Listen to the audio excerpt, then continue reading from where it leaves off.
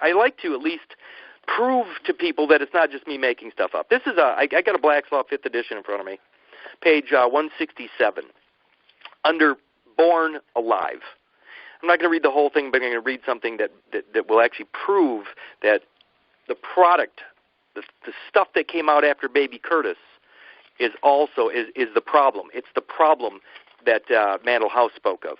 It's Born Alive. This is the definition. Being the product of conception after complete expulsion or extraction from mother, irrespective of the duration of the pregnancy,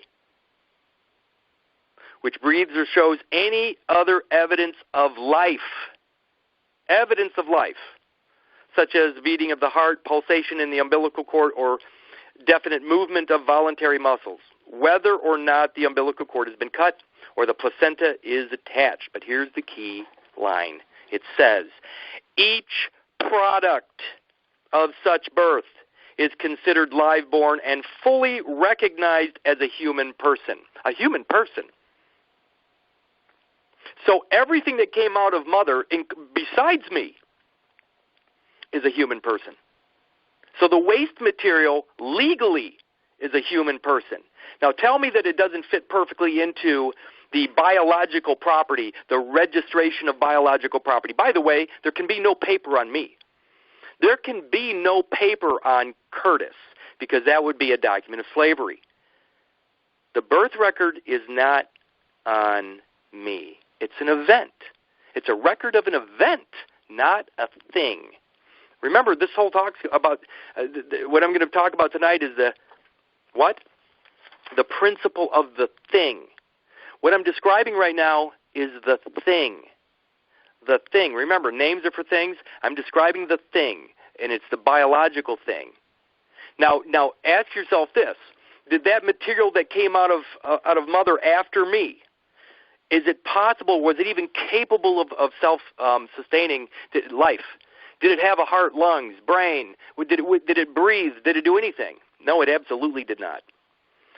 Was it alive when it came out of mother? Absolutely it was alive. But was it going to stay alive? No, it wasn't. In fact, if you look up the definition of decedent, all it means is dying. So that afterbirth material, that waste DNA, that was dying the moment it arrived. It was a decedent the moment it arrived, a legal decedent. It was dying. And what did they do with that? The remains, the stuff that was left behind as abandoned property. They gave it a name. And that name was the name that was on the paperwork that my mother, as author, but my mother filled out. Curtis Richard Kallenbach. Curtis Richard Kallenbach. That's the name of the afterbirth material. Now, the funny thing is, does that material match me? Does the afterbirth match me? Well, there's two sides to that. Number one, the chorion, which is my exact, well, it's a twin genetically, but obviously it didn't turn into a twin. It became something, it became afterbirth material.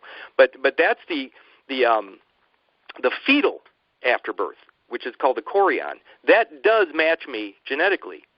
But what about the maternal placenta, the maternal afterbirth? No.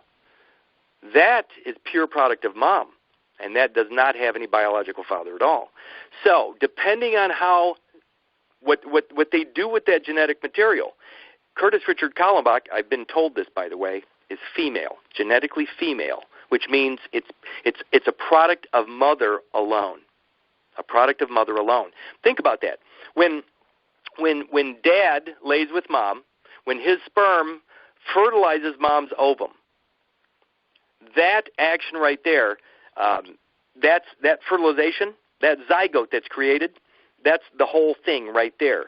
But when that zygote, when it gets planted in the uterine walls, mom creates all the other material around it to feed oxygen and everything else, and nutrients. That's all mother product. There is no biological father to that. Does it remind you of anything? Like, I don't know, the story of Jesus? I'm just throwing it out there. So when this this fatherless afterbirth material, which is pure mom,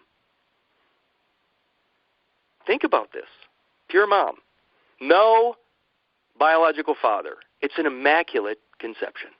No earthly father to that other child, which they even legally call born alive. Each product of such birth is considered live-born and fully recognized as a human person. But that one that came out after me has no biological father. It's pure mom. Pure mom.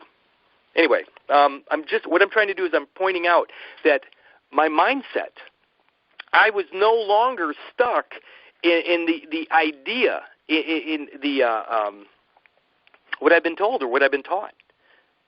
And slowly but surely, everything started to make sense to me, even biblically.